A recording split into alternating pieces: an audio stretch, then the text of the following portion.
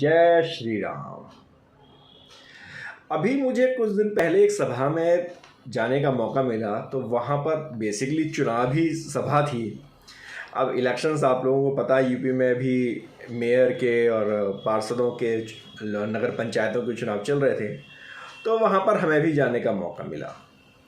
तो वहाँ पर बड़े बड़े उद्घोष लग रहे थे, जय श्री राम के नारे लग रहे थे, और जब एक दूसरे से लोग मिल भी रहे थे तो जय श्री राम बोल रहे थे। तो कौतूहलवश मैंने एक व्यक्ति से पूछा कि अब जय श्री राम से ही हम लोग एक दूसरे को प्रणाम कर रहे हैं, हम एक दूसरे को विशेष दे रहे हैं, तो ऐसा क्यों? तो कहते हैं भाई सनातनी है, सनातन धर्म को मानने वाले हैं, भैया हिंदुस्तान में रहना होगा तो जय श्री राम बोलना होगा। हमने कहा भाई बिल्कुल बात आपकी सही है कि भैया हिंदुस्तान में रहना है, जय श्री राम बोलना है, आपकी बात को मान लिया। लेकिन फिर हमने उनसे पूछा कि भैया एक बात बताओ कि जय श्री राम हम बोल क्यों रहे हैं? उनका भाई भगवान राम का हम नाम ले रहे हैं, उनका नाम लेने से ही सारे पाप धुल जाते हैं, हमारे सारे दोष खत्म हो जाते हैं। हमने कहा सिर्फ नाम लेने से काम चलेगा या कर्म को भी हमें उनके पूजना होगा? वो थोड़ा चुप हो गए।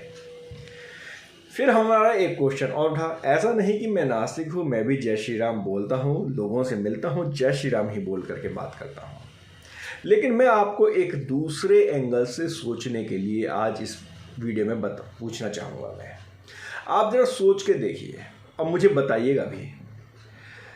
जब मैंने उस व्यक्ति से इस क्वेश्चन को पूछा कि भाई ये बताओ कि चलो हमने मान लिया रामचंद्र जी की आराधना करनी भी चाहिए क्योंकि वो मर्यादा पुरुषोत्तम है, उनका जैसा चरित्र अगर मैं अपनी व्यक्तिगत रूप से कहूँ तो मैंने उनके जैसा अच्छे चरित्र का व्यक्ति कोई नहीं देखा। उन्होंने जितना अच्छा चरित्र आचरण उन्होंने किया वो भगवान से भी ऊपर उनका स्थान बनता है। तो मैंने उनसे पूछा, मैंने कहा भाई साहब ये बताओ कि रामचंद्र जी के जो जीवन चरित्र का वर्णन है वो किस ग्रंथ में लिखा हुआ है? तो तुरंत बोला कि साहब उसका जो वर्णन है ना रामचरितमानस के अंदर है। मैंने कहा साहब रामचरितमानस आपने पढ़ी है? थोड़ा सा इधर देखा उधर देख, हाँ भाई साहब पढ़ी है मैंने। फिर मैंने पूछा भाई सच में पढ़ी है? भाई साहब पढ़ी है, ऐसी क्या बात है, बचपन से पढ़ते आ रहे हैं, घर में रामचरितमानस हमारे रखी हुई है, हमने पढ़ी है। तो हमने कहा अच्छा चलो एक क्वेश्चन का जवाब दो, बहुत छोटा सा क्वेश्चन। रामचरितमानस में कुल कितने श्लोक हैं? यार ये भी कोई क्वेश्चन हुआ है? छोड़ो यार, तुम तो ना नास्तिक इंसान हो। मैंने कहा नास्तिक नहीं साहब, मैं तो आपसे सिर्फ पूछ रहा हूँ कि रामचरितमानस में कुल कितने श्लोक हैं।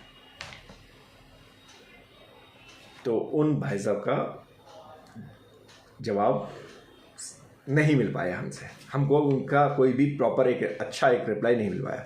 इस बात को सोच करके हमने सोचा कि चलो हो सकता है भाई साहब को नहीं पता हो, तो क्यों ना इसके बारे में हम कुछ पब्लिक ओपिनियन लें, पब्लिक से जाने कि उनको कितना पता हो। तो हमने एक सोशल मीडिया पर हमने इस क्वेश्चन को रखा कि भाई आखिर रामचरितमानस में कुल कितने श्लोक हैं?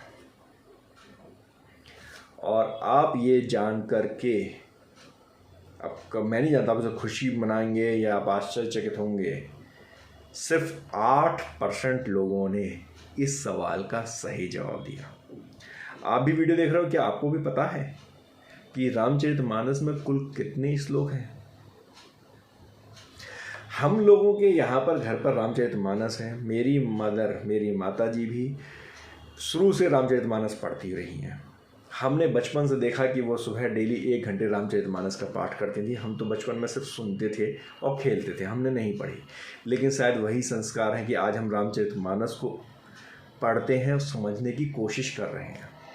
और सिर्फ कोशिश कर रहे हैं क्योंकि उसके अंदर इतना कुछ है कि यदि हमने उसका 1% भी अपने जीवन में डाल लिया ना उसको, तो सोचिए कि हमारा जीवन सफल हो जाना है। सिर्फ मैं 1% की बात कर रहा हूँ। 100% तो देखिए मैं बता रहा हूँ आप और हम कभी कर ही नहीं पाएंगे। 1% भी कर लेंगे तो बहुत बड़ी बात होगी।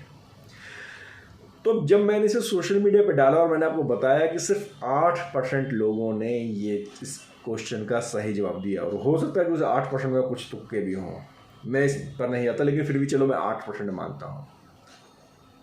तो मेरा क्वेश्चन फिर यही आएगा कि क्या सिर्फ जय श्री राम बोल देने से सनातन धर्म आगे बढ़ पाएगा, या हम उसकी उस गहराई तक जाएं जो उसके अंदर लिखा हुआ है, जो रामचरितमानस कह रही है या जो हमारे अन्य ग्रंथ, हमारे वेद, हमारे पुराण हमको बताते हैं।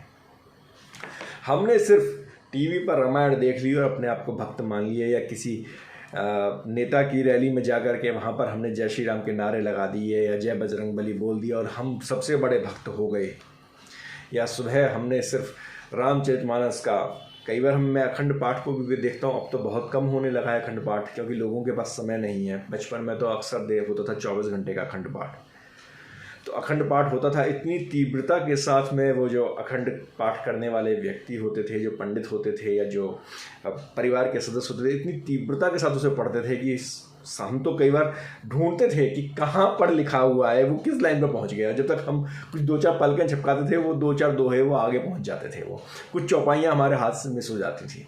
फिर हम ढूंढते थे, पूछते थे अपने पड़ोसी से कि भैया बताना हम कहाँ पर हैं।